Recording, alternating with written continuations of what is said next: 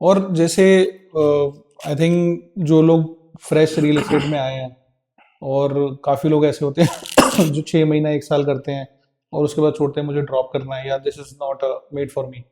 तो उनके लिए आप क्या बोलना चाहेंगे that how they can get leads, या वो कैसे क्लाइंट को अप्रोच कर सकते हैं, क्या रास्ते, क्या वेज होते हैं इसमें? जैसे मान लो आज मुझे रियल एस्टेट का काम शुरू करना है, तो what would be should be the first step कि मुझे ये करना है, ये करना है, ये करना है, ऐसी कौन सी 5 चीजें या 3 चीजें हैं जो मुझे करनी चाहिए just to be on this track?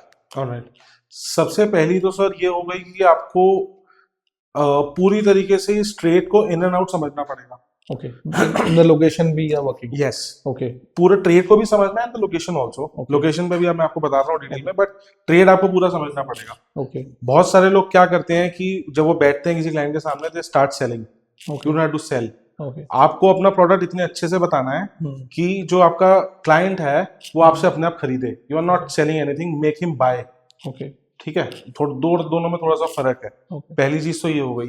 दूसरी चीज, बहुत सारे लोग ऐसे होते हैं कि मैं ये भी कर लूँ, मैं वो भी कर लूँ, मैं ये भी कर लूँ, मैं सारे नोएडा के प्रोडक्ट्स बेचूंगा, मैं गुड़गांव के सारे प्रोडक्ट्स बेचूंगा।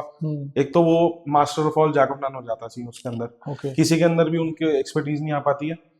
आराम से बैठ के शॉर्टलिस्ट करो which are the best products which are going to give good appreciation to your clients, जिससे आप भी पैसे बनाओगे, आपके क्लाइंट्स भी पैसे बनाएंगे। शॉर्टलिस्ट करो, उसके बाद then get on with it. Okay. उसके लिए आपको पहले बहुत ज्यादा तरीके से धक्के खाने पड़ेंगे। ये ओवरनाइट सक्सेस वाला सीन नहीं है रियल एस्टेट। ओके। धक्के तो हर ट्रेड में खाने होते हैं, इसमें और ज्यादा खाने होते हैं। एक एक चीज समझोगे, लोगों से मिलोगे, सब कुछ करोगे। और स्टार्ट करने के लिए, अगर मैं तीसरी बात करूं, तो स्टार्ट करने के लिए आपको कुछ अलग सा कुछ नहीं करना है इसके अंदर। ओके। ठीक है, ज्यादातर रियल एस्टेट रेफरेंस बेसिस पे चलता है। Okay. Let's say I have a client, उस क्लाइंट को मैंने एक अच्छी प्रॉपर्टी दी, उसको एक अच्छा एप्रिसिएशन मिला, सब कुछ, तो वो अपने आप जाके 3 लोगों को रेफर करेगा मेरा नाम कि अंकित से लो, ये आपको दिखाएंगे, चीज अच्छी दिखाएंगे, समझाएंगे। तो दैट्स हाउ इट गोज। आप अपने क्लाइंट के साथ ऑनेस्ट रहो, ट्रेड के साथ ऑनेस्ट रहो, यू आर सॉर्टेड। ओके।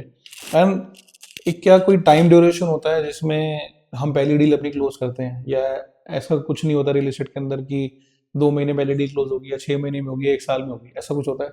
ऐसा कुछ नहीं होता है, इट्स जस्ट अ मिथ। आपको अपना पर्सनल बताऊं, मैंने अपनी पहली डील क्लोज करी थी, बहुत अच्छी डील थी। मैंने 20 डेज में पहली डील क्लोज करी थी, and I was on the 7th cloud कि हो गया जी, I made big in real estate. उसके बाद 6 महीने एक भी नहीं आई। अच्छा। सारा का सारा नशा भी उतर गया रियल एस्टेट का, रियलिटी पता लग गई कि क्या है ये। तो ऐसा कुछ नहीं होता कि, अब देखो, अगर आप हार्ड वर्क पुट इन करते रहोगे, कोई ऑप्शन नहीं है, उसका रिजल्ट आना ही आना है। It's just that how much time you hang on to it. ठीक है, ये नहीं होता कि आपने आज करा, आपको 4 रिजेक्शंस आ गए, 4 क्लाइंट आपसे नहीं लिया, इसका मतलब ये नहीं है कि आप नहीं कर सकते काम। It is not about that, it is about not giving up. You have to stay till the end, that's the game. और रियल एस्टेट जैसे बोलते हैं कि आजकल रियल्टर वर्ड भी आ गया है, रियल एस्टेट भी आ गया है, ब्रोकर भी आ गया है, चैनल पार्टनर हो गया है, ये एक्चुअली होता क्या है? मतलब कोई कुछ भी वो किसी को बोल लेता है, या एक्चुअली इनमें कोई डिफरेंस होता है? नहीं, सारे के सारे वर्ड सेम होते हैं। अगर हम इंडियन मार्केट के हिसाब से बात करें, अगर हम let's say for example US की मार्केट के हिसाब से अगर बात करते हैं, यूएस बहुत दूर हो गया क्या, तो उसके अंदर realtor is a different word and real estate agent is a different word. अगर आपको यूएस के अंदर एक रियल्टर बनना है, तो आपको उसके अंदर क्या करना होगा, पहले आपको एक कोर्स करना होगा जो आता है एनएआर के अंदर, नेशनल एसोसिएशन ऑफ रियल्टर्स। बहुत स्ट्रिक्ट रूल्स हैं उनके, रूल्स एंड रेगुलेशंस हैं। उसके बाद only you can call yourself a realtor. या कोई भी रियल्टर है, कोई भी रियल एस्टेट एजेंट है, कोई भी ब्रोकर है, सब चैनल पार्टनर है, सब एक तरीके से। इंडिया के अंदर सब कुछ सेम है। बाहर जाओगे तो इसका थोड़ा सा मायने फर्क, तो थोड़ा रियल्टर थोड़ा सा क्लासी लगता है, थोड़ा क्लासी लगता है। That's it. और वैसे एक बैकग्राउंड में थोड़ा और जाऊं तो दलाल भी कहते हैं ब्रोकर्स को। सर कौन नहीं है जो सेल्स में वो दलाल है, राइट।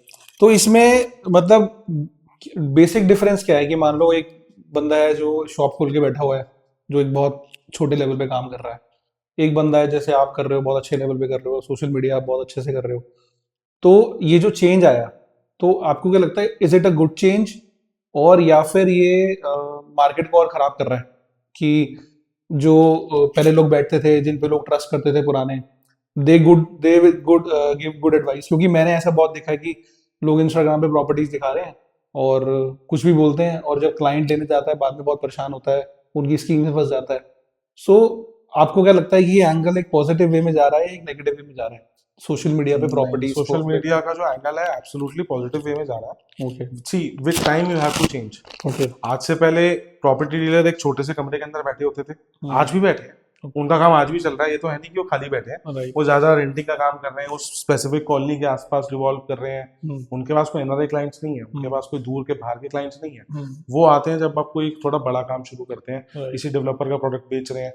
एक पूरा जैसे हमने नोएडा पकड़ लिया, वो सिर्फ एक छोटी सी कॉलोनी टाइप पकड़ के बैठते हैं। जब आप पूरी सिटी पकड़ लेते हो कि मैं नोएडा के अंदर बेस्ट प्रोडक्ट्स उठा के बेचूंगा, तो उसके बाद गेम थोड़ी सी चेंज हो जाती है। ओके इसका मतलब ये नहीं होता कि आपने वो नए वाला तरीका गलत है। और आपका दूसरे वाला जो जो आपने मेरे से क्वेश्चन पूछा कि इंस्टाग्राम के थ्रू लोगों के साथ गलत हो रहा है, कुछ हो रहा है, ऐसा कुछ नहीं हो रहा। ओके आप अब देखो, कोई बैठा ही गलत करने के लिए है तो उसको कोई कुछ नहीं कर सकता, बट एटलीस्ट जो पैसे डाल रहा है उसको भी तो देखनी है चीजें कि मैं जो मेरे को बोल रहा है उसकी बातें सारी थोड़ा माननी है। वो भी तो अपनी पूरी आर&डी करेगा, राइट जगह की आर&डी करेगा, प्रोडक्ट की आर&डी करेगा, ही डू एवरीथिंग।